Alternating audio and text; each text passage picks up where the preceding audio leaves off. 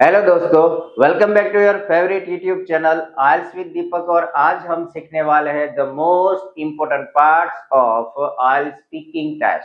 Speaking में idiomatic language क्या है, उसे कैसे यूज करना है, कहाँ पे यूज करना है और कितने number of idioms throughout your speaking part, speaking test part 1, 2 and 3 कितने इडियम्स यूज किए जा सकते हैं to get a good band score.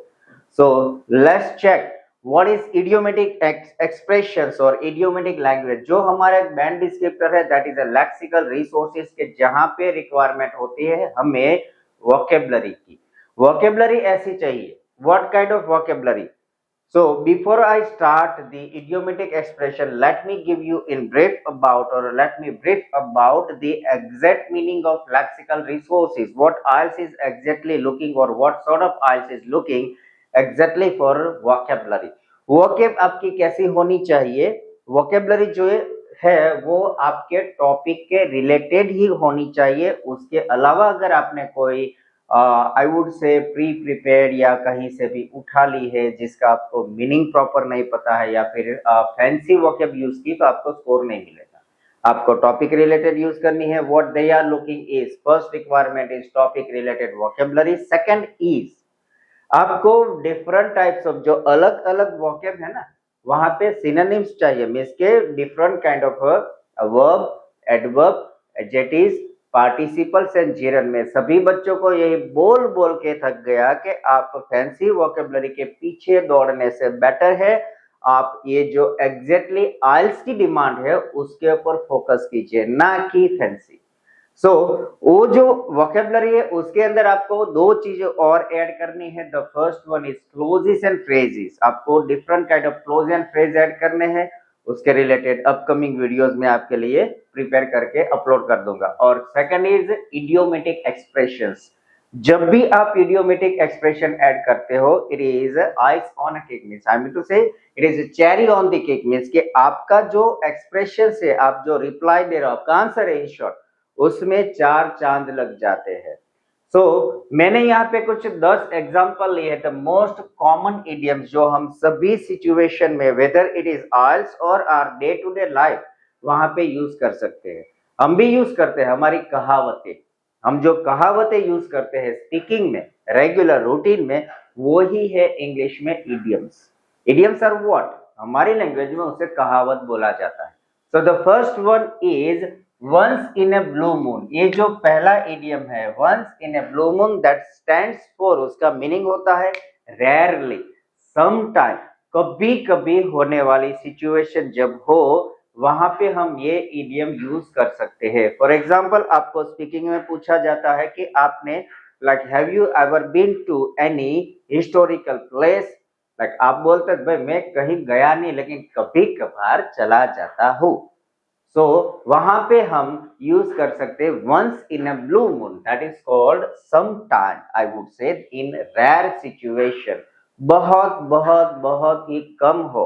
Like आप उसे बोल सकते हैं like I am not greatly interested in visiting historical और ancient places, however when I get forced from my family or when I had no option, I visit some historical places once in a blue moon.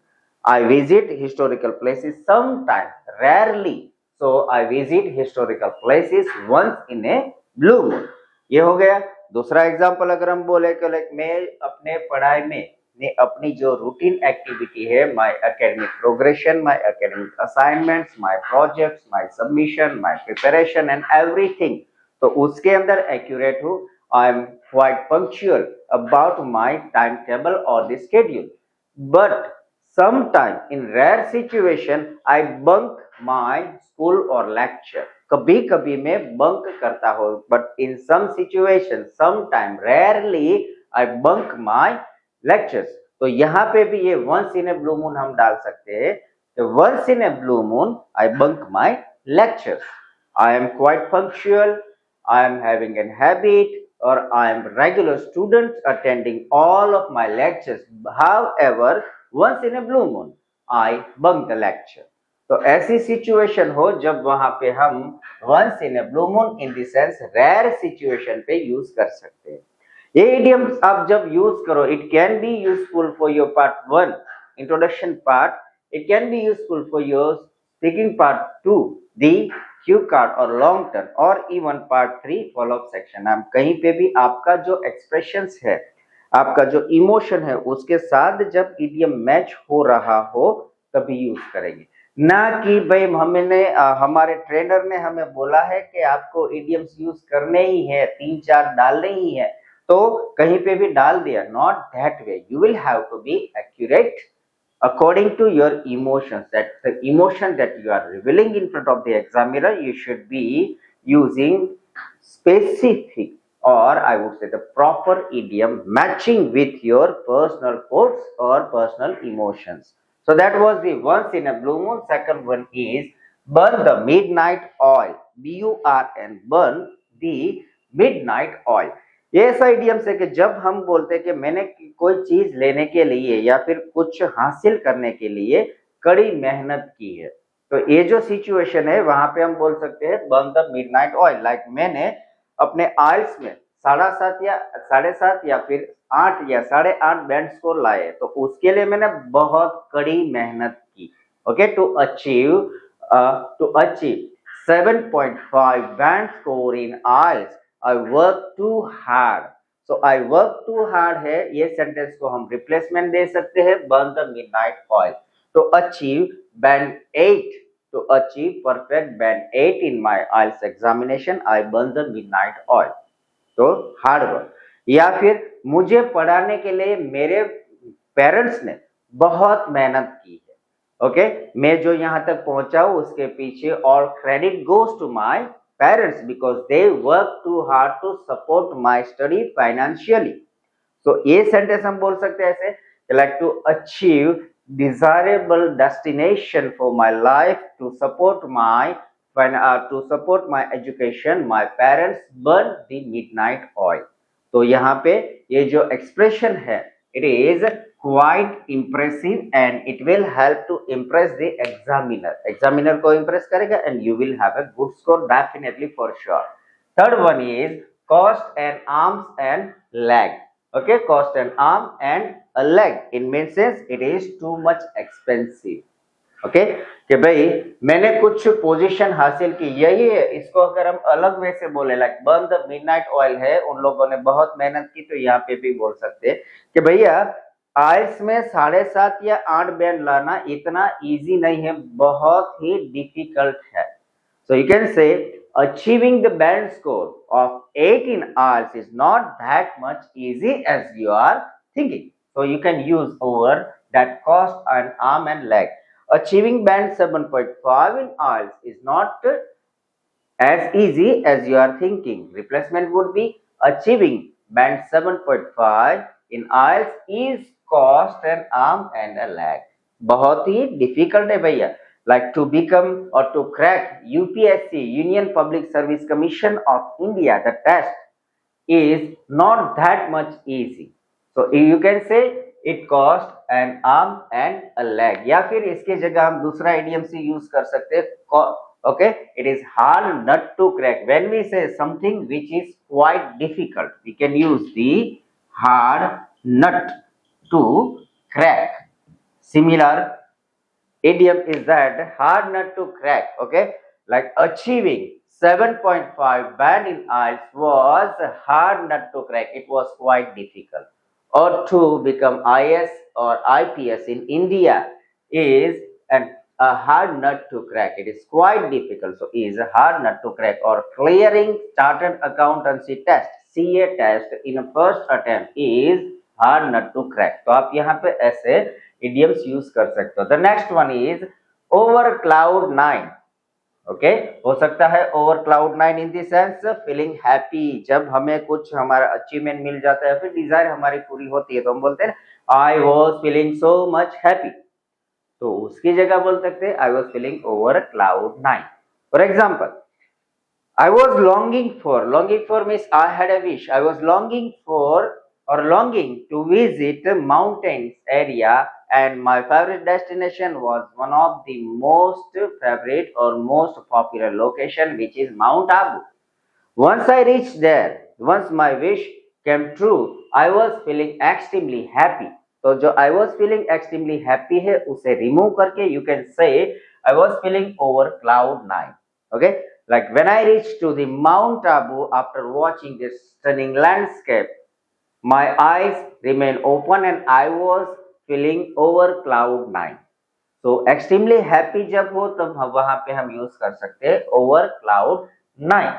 और उसके opposite आता है feeling blue, जब हम ज्यादा खुश होते हैं तो over cloud nine. Okay, Hindi में है ना हमारे साथ में आसमान में है बंदा बहुत खुश है, तो यहाँ पे ओवर क्लाउड नाइन। तो उसका अपोजिट है यहाँ पे फीलिंग ब्लू यानी कि feeling sad. Okay, when I tried a lot when I burn my midnight oil, we have the idioms. Okay, we burn the midnight oil. कि मैंने बहुत मेहनत की फिर भी मैं फेल हुआ। ओके, तो that is a sad situation. Like I burned my midnight oil to crack the IELTS with a band score of 7.5 or above. However, I could not success. I could not achieve my desired band score, and during that situation, I was feeling extremely sad. Extremely sad in the sense I was feeling blue. Okay, तो जब हम extremely happy होते हैं, जब हम बहुत खुश होते हैं, तो we can use on cloud nine और ओवर क्लाउड नाइन। लेकिन जब हम बहुत ही दुखी होते हैं तब we can use the feeling blue. Like it can be, मैं जब रेलवे स्टेशन पहुंचा मैंने देखा कि ट्रेन तो चली गई थी तो मैं बहुत दुखी हो गया। It can be said like that. When I reached to the railway station and I found that the train already had left the station, I was feeling extremely sad. So when I noticed that, or when I found that the train had already left, I was feeling blue. So that way, happy and sad moment. The next one is cherry on the cake. Cherry on the cake. जब मान लो कि हमने कुछ achieve किया है या फिर कुछ मिला है लेकिन उससे एडिशनल भी पॉजिटिव मिलता है तब हम बोलते हैं cherry on the cake. Like I clear my NEET. Let's say for example कि मैंने अपनी नीट तो क्लियर कर ली विथ अ गुड स्कोर, लेकिन जहां मुझे एडमिशन चाहिए था उससे अच्छी यूनिवर्सिटी में मुझे एडमिशन मिल गया, सो वो बोलते हैं cherry on the cake. Like when I clear, when I appear in the test of NET, National Eligibility Entrance Test, okay, for the medical students. So when I appear in the NET, I clear it and I achieved admission, or I secure my admission in the one of the top or one of the best university of India, which added cherry on the cake, or which was a cherry on the cake. Means के जब हमारा achievement कुछ हो, हमारी डिजायरमेंट उससे ज्यादा मिल जाए, it is called a cherry on the cake. Like say for example the garment, the costumes, like to attend a party or to be in a party, like there was a function organized for the wedding anniversary of my elder brother and sister-in-laws. When I went there, I wore a black pant and a white shirt. I was looking too much gorgeous or attractive. However, I received a blazer, okay, overcoat. I received a blazer from one of my friend, and when I wore it, it added cherry on the cake. Okay, ने पहले जो लगता था उनसे भी अच्छा लगने लगा. It is called cherry on the cake.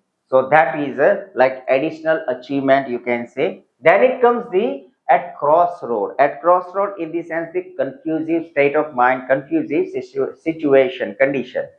जब हम कहीं पे भी मान लो कि अटक जाते हैं, क्या करना, आइदर ए और B, whether to select part A और पार्ट बी, तो वो सिचुएशन में you can say at cross road. Like during last summer holiday, like आपको पूछा जाए कि भाई have you ever been to some destination, और लाइक आप क्यू कार्ड में भी बोल रहे हो, तो मदर ने बोला कि हम हिल स्टेशन जाते हैं, फादर ने बोला कि हम कहीं रिसोर्ट में जाते हैं, तो कहाँ जाए, पसंद तो मुझे दोनों है लेकिन जाना कहाँ पे, आई वॉज फीलिंग कंफ्यूज, तो वहां पे यूज करेंगे हम at cross road. Like during the last summer holiday we were discussing about the holiday or discussing about the holiday destination where to visit. So my mother advised to visit beach, whereas my father advised, or my father suggested me to go on some hill station. However, I loved both the places, or both of the places were my favorite. And during that situation, I was feeling at the crossroad, or I was at the crossroad whether to visit or whether to go on beaches or on hill station. I was at crossroad, confusion. Okay, या फिर हम जब restaurant में जाते हैं, like number of dishes, तो दो क्यूजीज थे, like from the like Italian and the Chinese, which to order. Okay, when I reached to the restaurant, I found the chef was excellent and he was serving the most mouth licking or the finger mouth watering or the finger licking dishes over there, and his specialty were the Chinese and the Mongolian. So while placing an order, I was at the crossroad. While placing the order, I was at the crossroad whether to order Chinese or the Mongolian. So ऐसी situation हो, वहां पे हम use करेंगे at the crossroad. And then comes the a piece of cake, extremely easy. कुछ भी ऐसी situation जो आपके लिए एकदम easy हो, करने में, attempt करने में, perform करने में easy हो आपको, तब हम use करेंगे a piece of cake और as easy as ABC. Okay, so for example, आइल्स का ले लेते हैं एग्जांपल कि मान लो कि आइल्स क्लियर करना और IELTS reading and listening is quite easy for me, there is no doubt that I will achieve perfect 9 in IELTS listening and reading, उसमें कोई डाउट ही नहीं है। तो आप बोल सकते हो कि मेरे लिए like an IELTS reading and listening is quite easy for me and I will be able to crack those both of the sections with perfect band 9 score. So quite easy, extremely easy. So you can say a piece of cake. Okay. For me, I'll say listening and reading is as easy as ABC. या फिर बोल सकते हैं for me, as listening and reading is a piece of cake for me. It is quite easy. Okay. Then it comes the spill the beans, means के revealing the secret. कहीं पे कुछ भी मान लो के जो हम कुछ बात ऐसी होते हैं ना, होठों में ऐसी बात में दबा के चली आई, तो ऐसी जो सिचुएशन है वहां पे जब हमें सीक्रेट रिवील करना हो, it is called the spill the beans.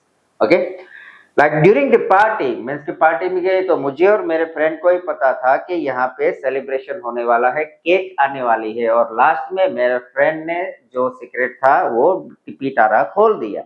So during the party, we organized a surprise cake. We organized a surprise cake cutting celebration or cake cutting ceremony. At the end of the party or at the middle of the party, my friend revealed the secret. So my friend spilled the beans about the cake cutting. It is called the revealing the secret. या फिर let the cat out of the bag. So at the middle of the party, like we organize a surprise cake cutting ceremony, and at the middle of the party my friend revealed or my friend let the cat out of the bag. ये शायद I would say difficult होगा, तो you like spill the beans।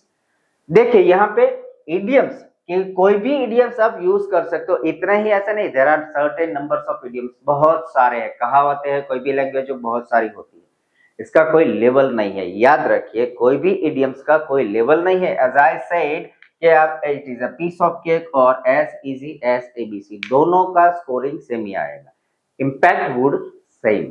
सो अब कोई भी idioms use कीजिए, कितने हो सकते हैं, तो throughout your entire speaking test I would say you can use max to max 4 to 5, उससे ज्यादा मत यूज कीजिए, वरना it would be over use of idiomatic expressions. ज्यादा इस्तेमाल करने से कभी कभी डायरिया भी, इंडाइजेशन भी हो जाता है, सेम वे यहाँ पे भी इश्यू होगा। सो डोंट यूज, और आई वुड से do not use the idiomatic expression excessively, ज्यादा मत यूज कीजिए, 4 to 5 that is more than enough.